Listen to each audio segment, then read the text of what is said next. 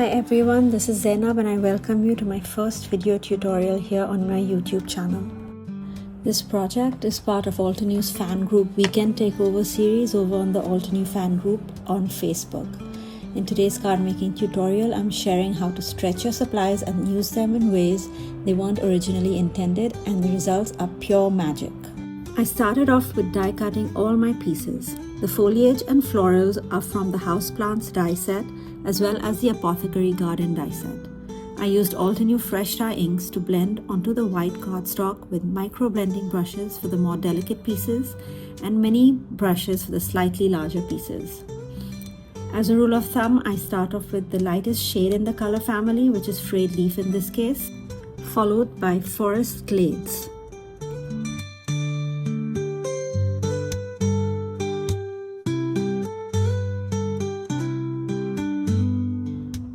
I switched to a number 7 micro blending brush for the darkest shade in the color family to get more control over the blend.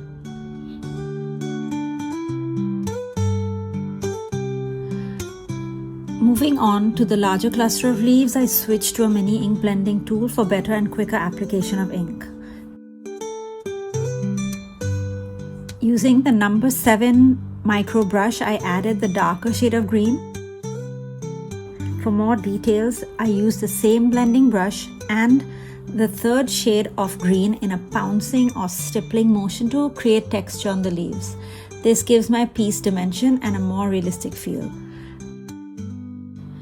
The idea for this card came from one of my favorite books, The Secret Garden. The Gothic arches die set reminded me of the description of the house and the garden, and I somehow wanted to use the arches not as windows, but instead as the door that led to the secret garden, all covered in vines and hidden away from the world. I'll speed up the process here and let you enjoy some music while I color in the rest of the pieces.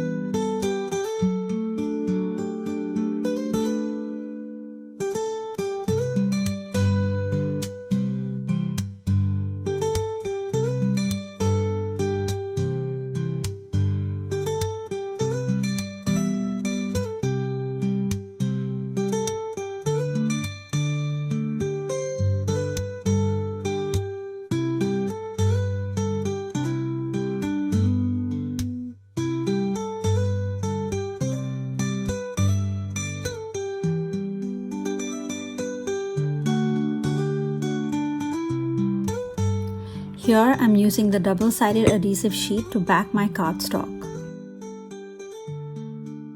The first time I run it through the die cut machine, it doesn't cut all the way through, so I added a piece of cardstock as a shim to get a better cut.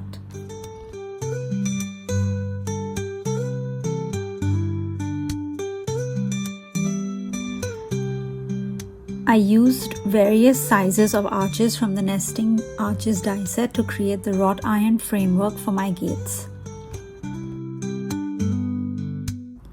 Once I have all my pieces cut, I start to stick them on the vellum to get the see-through effect through the intricate die of the windows.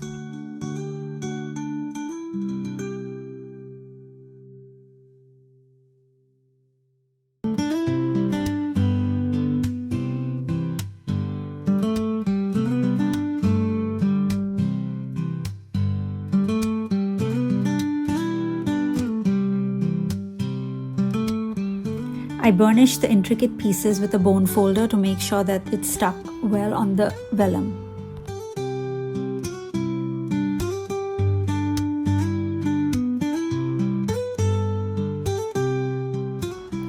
So here I started cutting the vellum with scissors and then realized it would be a lot simpler and a lot cleaner if I used the nesting arches dies.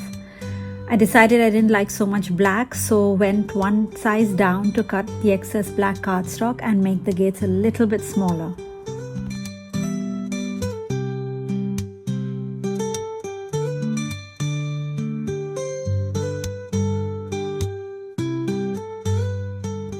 I cut a second set to stick on the other side for a clean finish. Once I had all those pieces cut out, I went on to work on the hinges.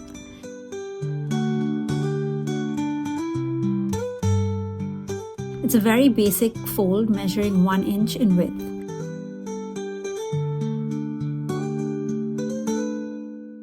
I scored it at 3/4 of an inch, so when I fold the cardstock, it hides perfectly behind the frame of the gate.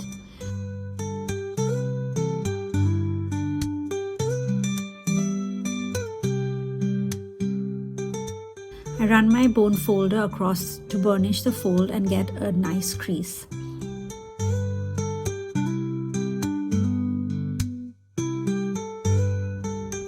I stick both the pieces behind the Gothic arches.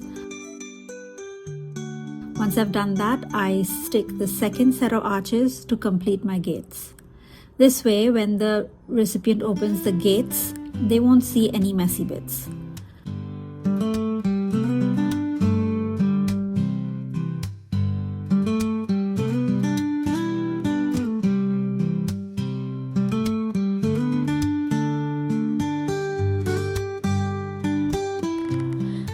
While the glue was drying, I embossed a panel of cream cardstock with the butterfly garden embossing folder.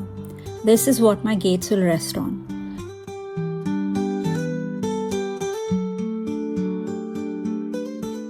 I trimmed the piece down to 3 3/4 of an inch by 5 inches.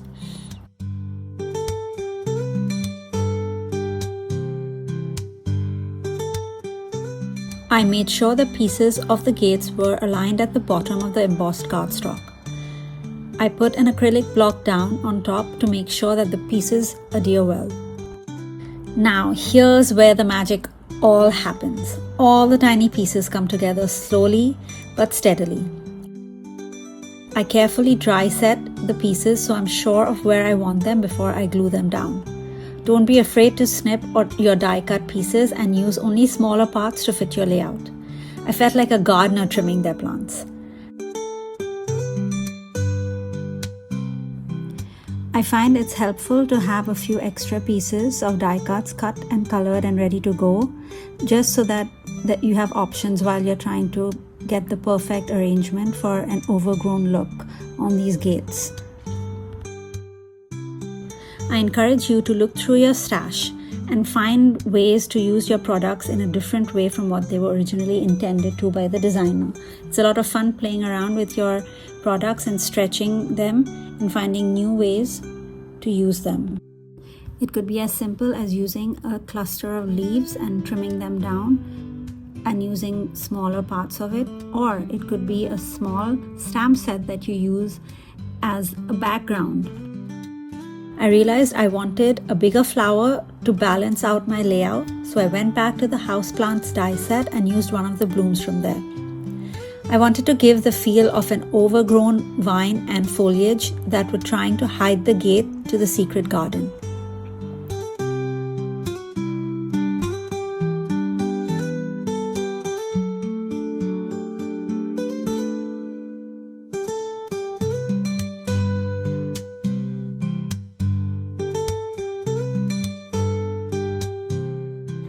Once I was completely happy with the placement, I went ahead and used liquid glue to adhere all the pieces down.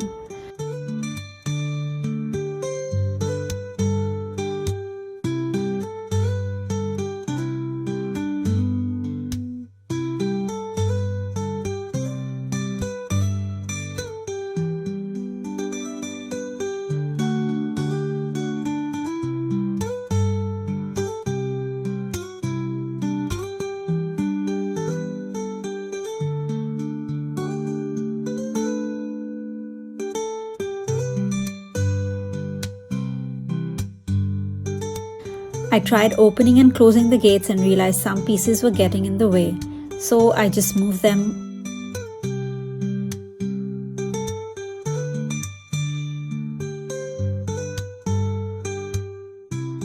When I was about to put the flower on, it felt a little flat. So I used my fingers to pinch and bend the petals a little bit to give it a little bit more dimension.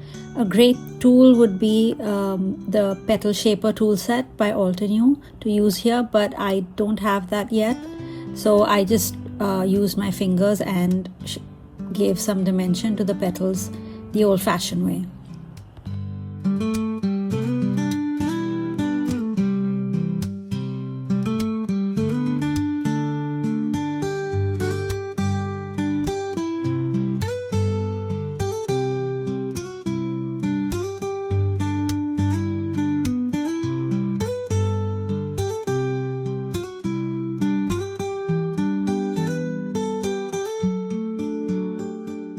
I used a large foam square behind the big flower and just liquid glue behind the smaller one in that cluster to give more dimension.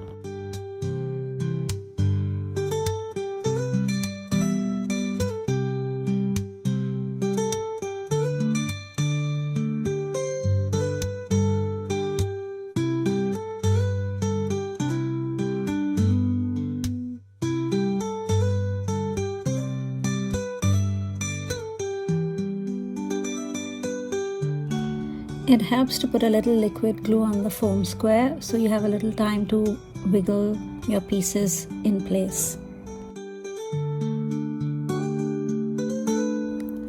I didn't have anything in my stash that could resemble the lock on the gate, so I used a tiny sentiment from the Frozen Moments stamp set instead. I stamped the sentiment using my stamp wheel, which is a tool you never knew you needed until you had it, and now you can't live without it. I used obsidian black to stamp the sentiment. This is my go-to ink to get crisp outlines or sentiments.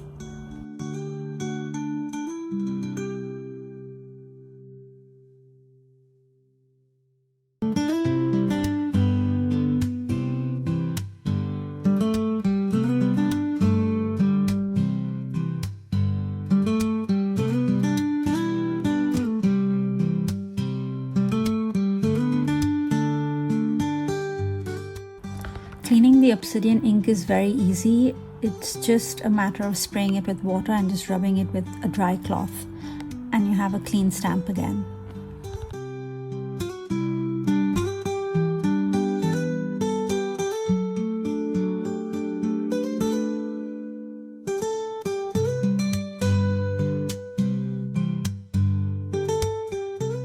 With all the pieces on the front of the card in place, I decided I didn't like the way the sentiment looked. So I went back to the Nesting Arches die set and got the skinniest one and decided to restamp the sentiment.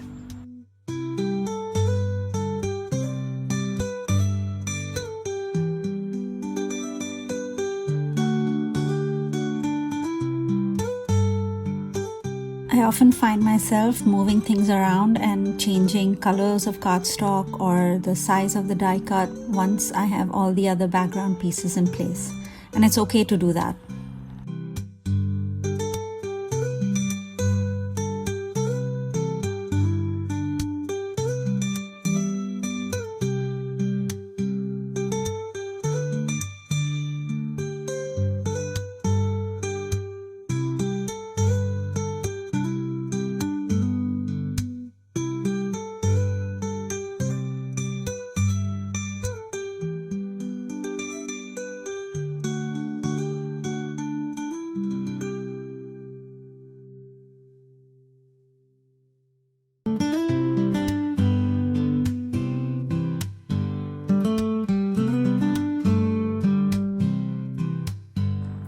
To embellish the inside sentiment, I used some of the leftover pieces of foliage I had lying around on my desk to continue the feel of an overgrown garden inside.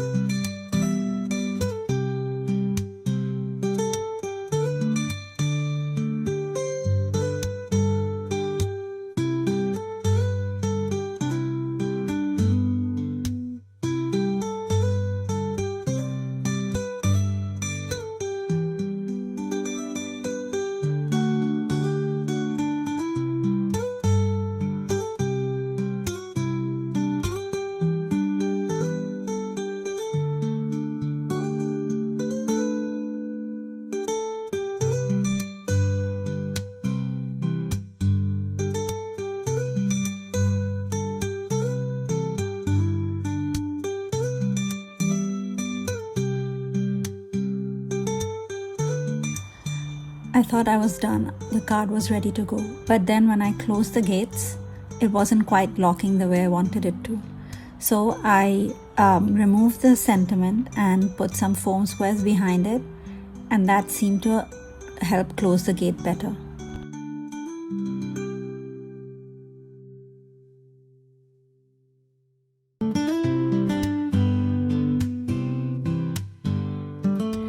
I stick the panel on a regular A2 size note card using a combination of foam tape and liquid glue.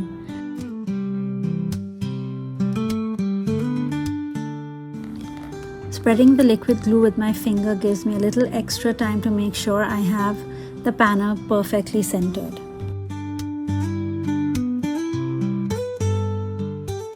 I finished off with pearls and metallic gold permanent marker from Altenew.